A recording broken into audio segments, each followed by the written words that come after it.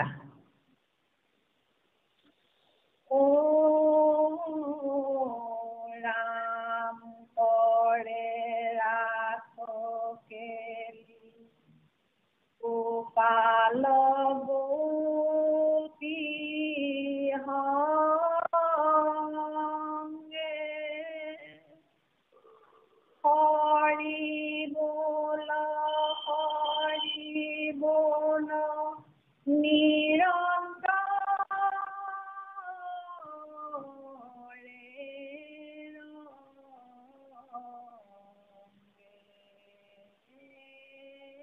রাম করে রাখকে গোপাল গোপী সঙ্গে হরি বল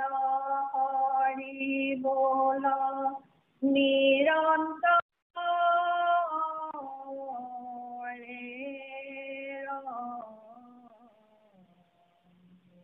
কৃষ্ণ হব।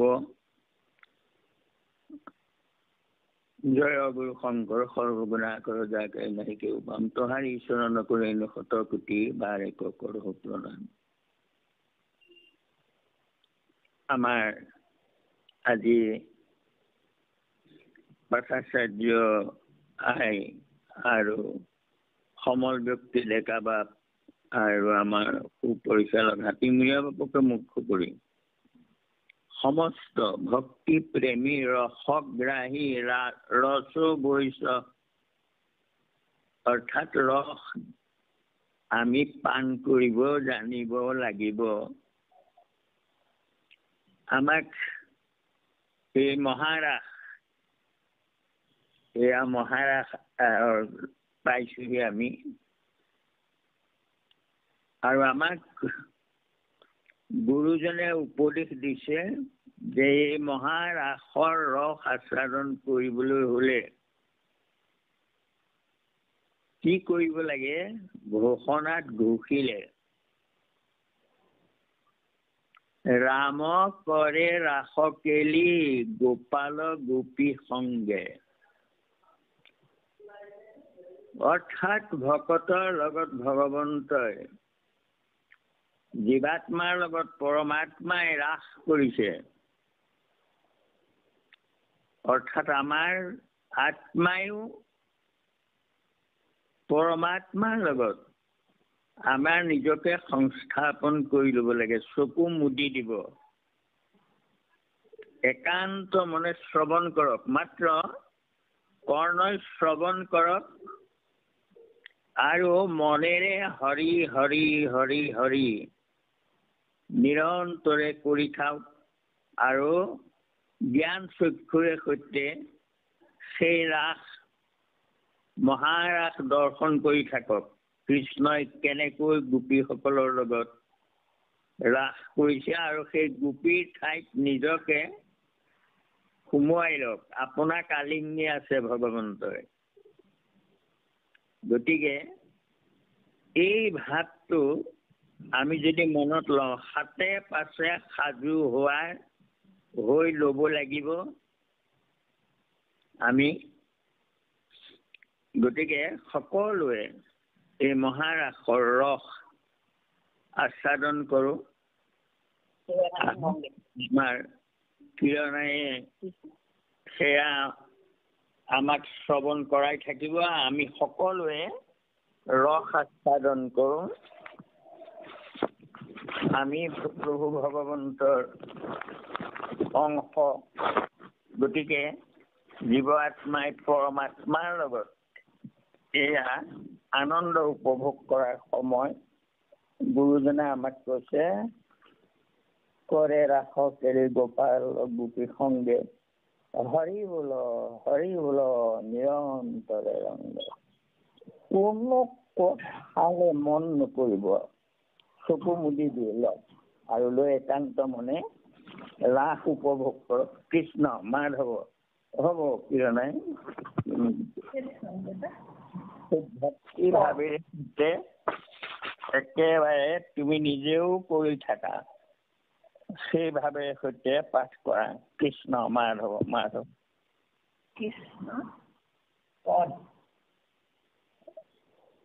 কণিকদতি পাছে গোবিন্দ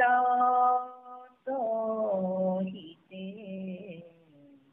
আৰম্ভিলা ৰাসক্ৰিয়া গোপিকা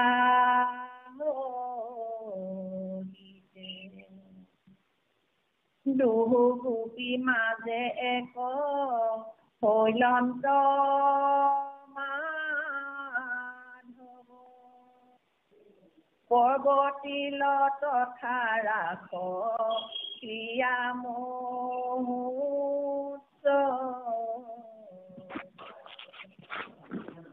হৈলন্ত মণ্ডলাকাৰ হাতে গলে ধৰি সবে বোলে মোকে হেয়া লিংগিয়া হৰি আখিল সহায্যে যত দেৱগণ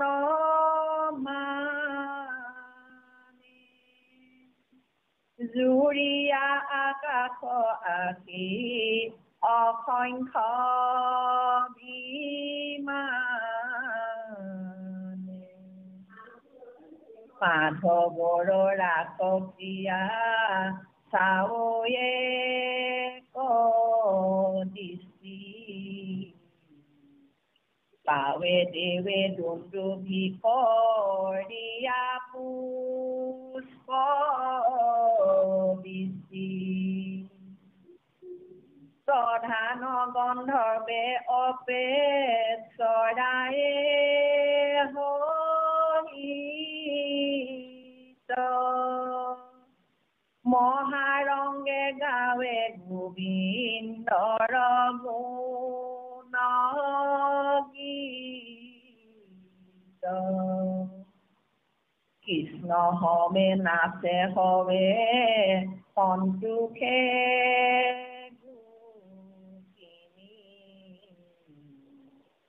বলয়ানুপুৰ মাজে চনকে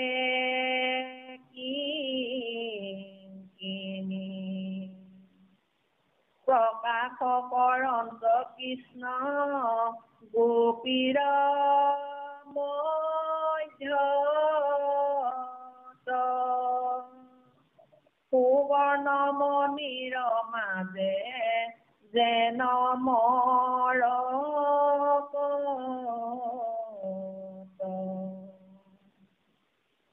কৃষ্ণ সমৰংগে আতি নাচে গোপী জাত নানা ভংগী চৰণ লায়া ফুৰে পাত হস্ত কোন চাৱৈ তুলি কৰিলয়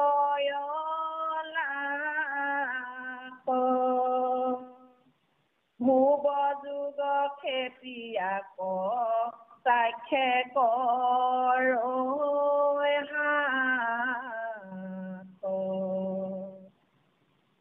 থলমল কুণ্ডল লত আখি পৰো শাখে কিখ কংকালক নৰুব লৰু পিঠিল মেখলা খোপা মুখে ধৰ্ম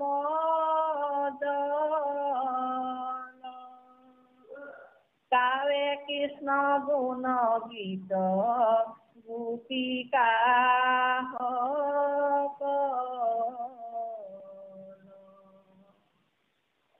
কৃষ্ণৰ অসংখ্য মূৰ্তি জলে মেঘ নয়ন প্ৰকাশে বিজুলী জন তাতে গোপী ধৰ্ম জলে কণিকা গড় মনে ভৈল গীত আকাশৰ পৰা দেৱে দেখে বিপৰীত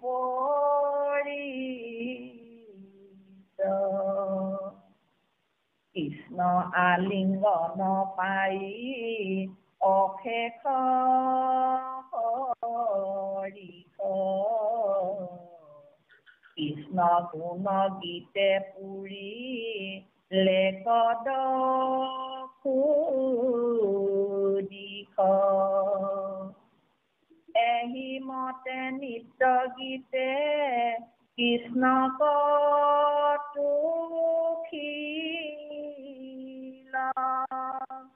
সাধু সাধু বুলি মাধৱে প্ৰশংসিল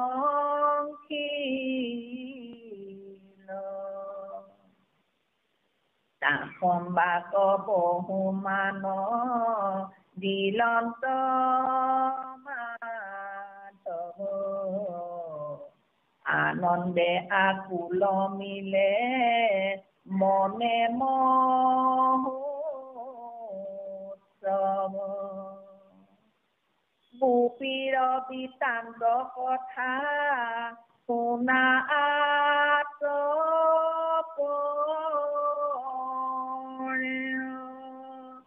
বোলা হৰি হৰি হামা জিকে নিৰন্তৰ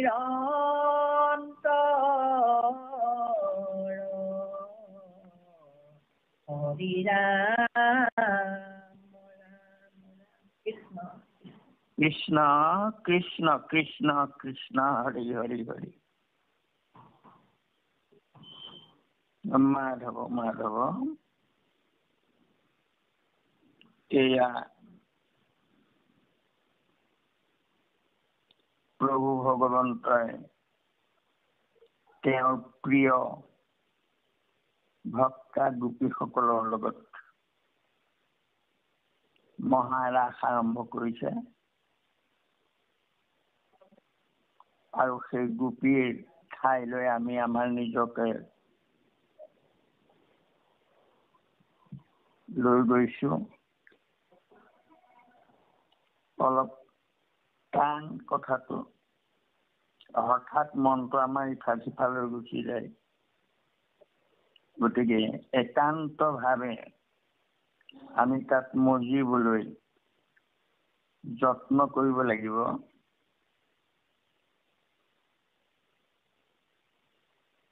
ৰাম কৰে ৰাস কেলি গোপাল গোপী সংগে প্ৰভু ভগৱন্ত ভকতিৰ অমৃত ৰস ভগৱন্তই পান কৰি আছে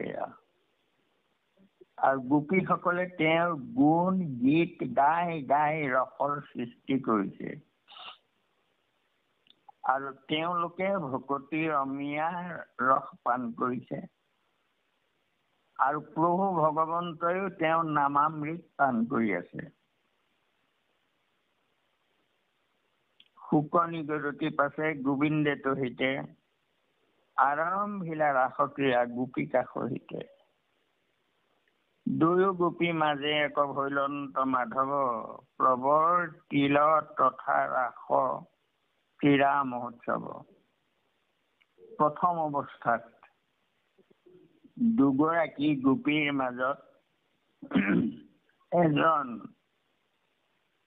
ভগৱন্ত এজন হৈছে দুগৰাকীয়ে কৃষ্ণক মাজত লৈ ঘূৰি আছে আৰু গৈ গৈ গৈ গৈ শেষত যত গোপী তত কৃষ্ণ হৈ যাবগৈ প্ৰথমতে দুগৰাকী গোপীৰ মাজত এজন কৃষ্ণ ভৈলন্ত মণ্ডলাকাৰ হাতে গলে ধৰি সবে বোলে মুকেশে আলিংগি আছে আশা হয় মণ্ডল আকাৰে ঘূৰি ললে এনেকে হাতে গলে ধৰি মণ্ডল আকাৰ হৈছে হাতে হাতে তাৰমানে হাতেৰে এনেকে কান্ধত ধৰি লৈছে আৰু ধৰি লৈ যেনেকৈ ঝুমুৰ নাচ কৰোতে কঁকালে কঁকালে ধৰি লয়, এই ৰাসত আপোনাৰ হাতে গল ধৰিছে। তাৰমানে এই কৃষ্ণৰ কান্ধত দুয়োগৰাকীৰ মাজত থৈছে। এজনে কৃষ্ণ হৈছে দুগৰাকীৰ মাজত, অৰ্থাৎ গোটেই ৰাস মণ্ডলটোত দুগৰাকীৰ মাজত এগৰাকী কৃষ্ণ, আৰু কৃষ্ণই তেওঁলোকৰ গলাত হাত থৈ আৰু প্ৰত্যেক গৰাকীয়ে তাৰমানে তেওঁলোকৰ হাত থৈ এইদৰে ৰাস আৰম্ভ কৰিছে। প্ৰত্যেকে বুজি আছে যে মোকেহে আলিংগন কৰি আছে ভগৱন্তই। আখিল সভাৰ যে যত দেৱগণ মানে জুৰিয়া আকাশে আখি অসংখ্য বিমানে। এই কথাটো লক্ষ্য কৰক। দেৱতাবোৰে চাই আনন্দ কৰিব আহিছে, ৰস আস্বাদন কৰিবলৈ আহি আকাশত ৰৈ আছে। এই ৰসত কিবা কামনা বাসনাৰ ৰস হব পাৰে নে? আৰু সেই ৰস দেৱতাইও আহি চাই থাকিবহি নে? গতিকে এয়া মহা ভুল কাহানিও কল্পনাও নকৰিব।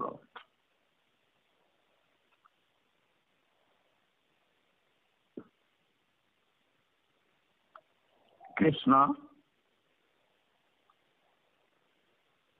জুৰিয়া আকাশ আখি অসংখ্য বিমানে দেৱতাসকলে চাই আছে, অপ্সৰাসকলে চাই আছে। মাধৱৰ ৰাসক ইয়া চাৱই এক দৃষ্টি, বাৱৈ দেৱে দুন্দুভি কৰিয়া পুষ্প বৃষ্টি। দুন্দুভি বজাইছে দেৱতাই আৰু পুষ্প বৃষ্টি কৰি আছে।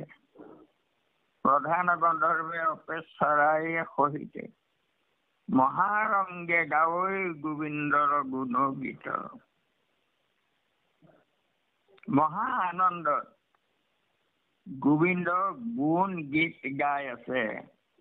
কি গুণ গাইছে বাৰু তেওঁলোকে? আমিও সেই গুণ গীতেই গাব লাগে। কি গুণ? তেওঁৰ ভক্ত বৎসল, কামৰ ভাৱে আহি গোপীসকলে এই ভকতিৰ মধুৰ ৰস আস্বাদন কৰিলে। কামৰ ভাৱে গোপীসকলে কৃষ্ণ লাগ পাইলা। প্ৰথম কাম ভাৱেই তেওঁলোকে আৰাধনা কৰিছিলে, আৰু পিছত গৈ শ্ৰী ভক্তি ৰসলৈ ৰূপান্তৰিত হৈ গল। এয়া কৃষ্ণৰ গুণ। ভকতৰ তোমাৰ ভক্তসকলৰ অহংকাৰ আহিছিলে, তুমি অহংকাৰীক এৰি থৈ গুচি যাব লাগে, কিন্তু তুমি নগলা। কিয়? তোমাৰ ভক্তা। তুমি তেওঁলোকৰ অহংকাৰো খাই পেলালা। খাই পেলাই তেওঁলোকক অহংকাৰ শূন্য কৰি দিলা। ব্ৰহ্মময় হৈ গল সকলো। এয়ে প্ৰভুৰ গুণ।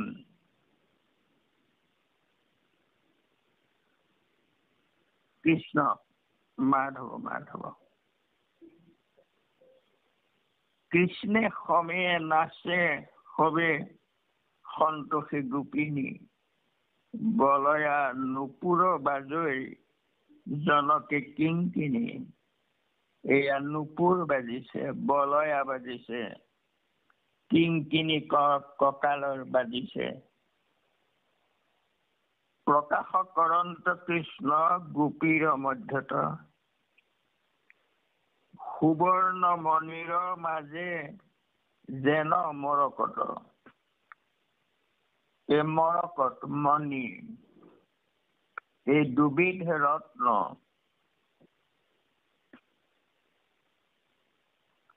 এয়া 9 বিধ ৰত্ন আছে। এই 9 বিধৰ ভিতৰত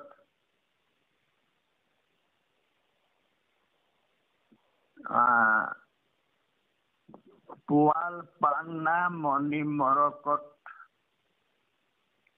সোণ, কৰ্পূৰা, ডালমিয়া আদি 9টি, তাৰমানে এই 9 বিধ উত্তম ৰত্ন আছে, মণি বুলি কয়। গতিকে এই মৰকত মণি, হীৰা, মুকুতা, পোৱাল, পান্না, মণি, মৰকত, সোণ আৰু কৰ্পূৰাণী আৰু ডালমিয়া, এই 9 বিধ ৰত্ন, নৱৰত্ন কয় কৃষ্ণ। সেয়া সুবৰ্ণ মণিৰ মাজে যেন মৰকত, সোণৰ মণিবোৰৰ মাজত একোটি মৰকত মণি জিলিকি থাকে, সোণতকৈও উজ্জ্বল সেয়া। কৃষ্ণ সমান্বিতে আতি নাচৈ গোপী জাক, নানা ভংগী চৰণ চলায়া ফুৰে পাক। কৃষ্ণৰ লগত নাচি আছে, নানা ভংগীৰে চৰণ চলাইছে, হস্তকোণ নচাৰৈ তুলি কৰি লৈ, নচাৱৈ তুলি কৰি লৈ আৰু হাতেৰেও অংগী ভংগী দি আনন্দ মনেৰে নাচি আছে। ধ্ৰুৱ যুগ খেপিয়া কটাক্ষে কৰৈ হাস, আৰু প্ৰত্যেকে কৃষ্ণৰ মুখলৈ চাই চাই হাঁহি আছে। কৃষ্ণ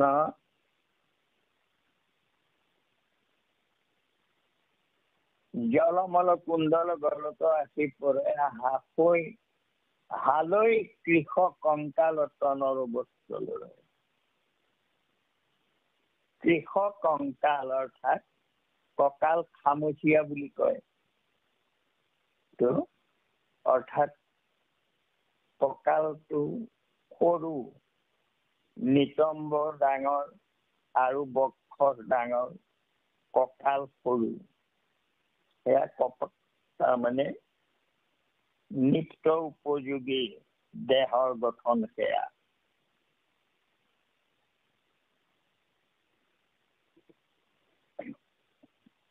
এয়া কৈছে হালৈ কৃষক কংকাল, অৰ্থাৎ কঁকালটো খামুচীয়া, সৰু, আৰু বস্ত্ৰ, স্তনৰো বস্ত্ৰ লৰৈ, তেওঁলোকৰ স্তন ঢাকি ৰখা বস্ত্ৰও লৰিছে।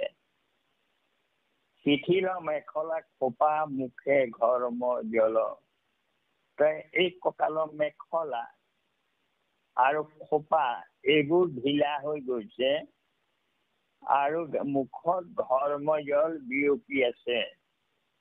কৃষ্ণৰ অসংখ্য মূৰ্তি জলই মেঘনয়, আৰু সেই গোপীৰ মাজত যেন একো চপৰা নীলা মেঘ,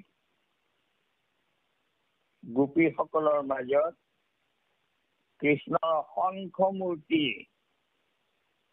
জলই মেঘনয়, শ্যাম বৰণীয়া অসংখ্য মূৰ্তি প্ৰকাশ পাইছে।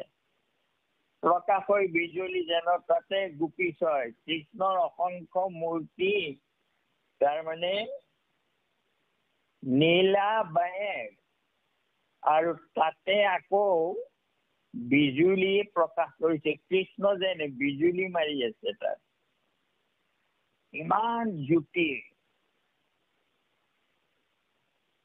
আকাশৰ পৰা দেৱে ঘৰ্মজলে কণিকা গৰ্জনে ভৈলা গীত। এয়া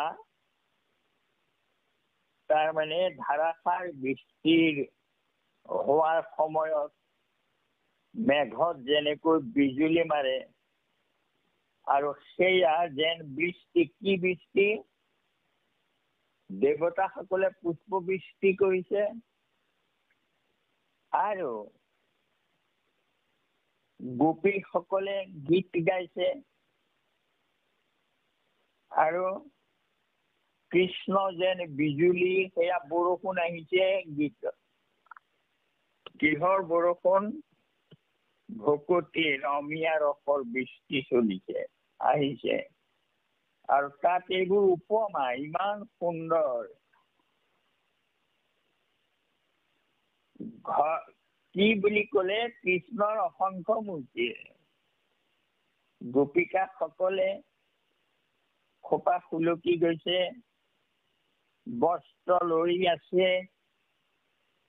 আৰু কৃষ্ণ গোপীসকলৰ মাজত অসংখ্য কৃষ্ণৰ মূৰ্তি যেন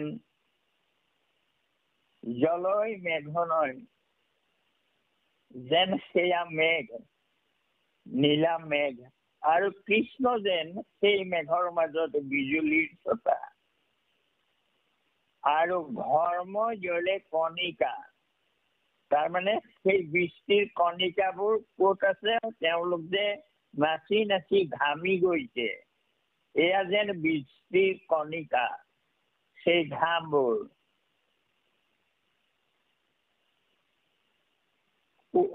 প্ৰকাশ হৈ বিজুলী যেন তাতে গোপী ছয়, আৰু গোপীবোৰ যেন বিজুলী মাৰিছে মেঘত। সেই গোপীসকল বিজুলীৰ দৰে প্ৰকাশ কৰিছে। তাৰমানে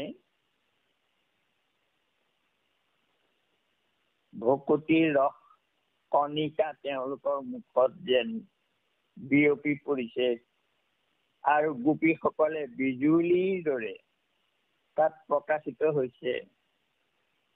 আৰু কৃষ্ণ গোপীসকলক নীলা মেঘৰ দৰে প্ৰকাশ কৰিছে, কৃষ্ণ বিজুলী যেন প্ৰকাশিত হৈছে।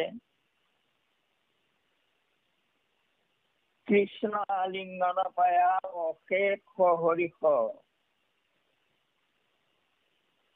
কৃষ্ণ গুণ গীতে পুৰিলে কদশদিশ। হয়, কৃষ্ণ আলিংগন পাই কিমান আনন্দ। আমাকো কৃষ্ণই আলিংগন কৰি আছে। মই যে কৈছিলো আমিও ৰাস কৰি যাওঁ গোপীৰ মাজত সোমাই।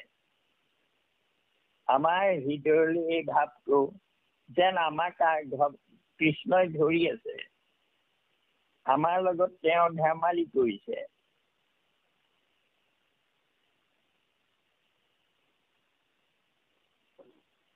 কৃষ্ণ আলিংগন পায়া অশেষ হৰিষ, আনন্দৰ সীমা নাই। আৰু কৃষ্ণ গুণ গাই গাই দশ দিশত নাচি আছে। এই মতে নৃত্য গীতে কৃষ্ণক টুকিল, সাধু সাধু বুলিয়া মাধৱে প্ৰশংসিল। কৃষ্ণ আনন্দিত হল, তেওঁ গুণ গীতে তেওঁ হৰি নামৰ ৰস, প্ৰেম ৰস আস্বাদন কৰিছে প্ৰত্যেকৰ মাজত থিয় হৈ, প্ৰত্যেকৰ লগত নাচি বাগি। আৰু তেওঁলোকে তেওঁৰ সেৱা কৰিছে তেওঁৰ গীত আৰু মাতেৰে। কৃষ্ণ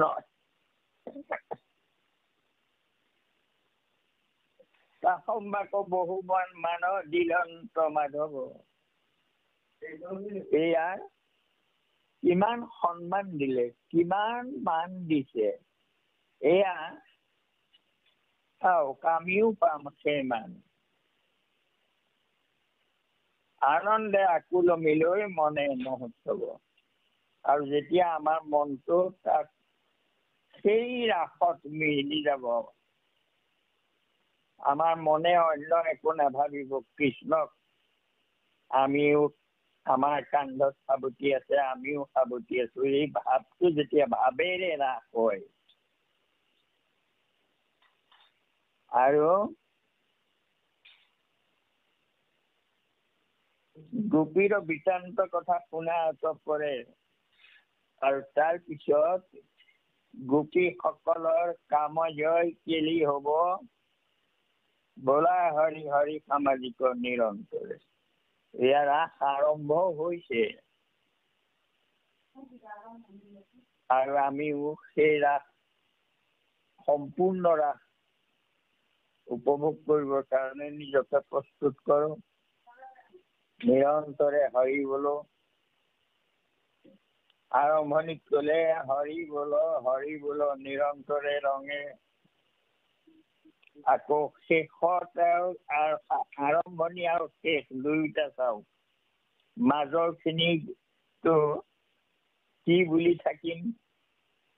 আৰম্ভণিত কলে হৰি বলো নিৰন্তৰে ৰংগে আনন্দৰে। আকৌ শেষৰ সামৰণি কি?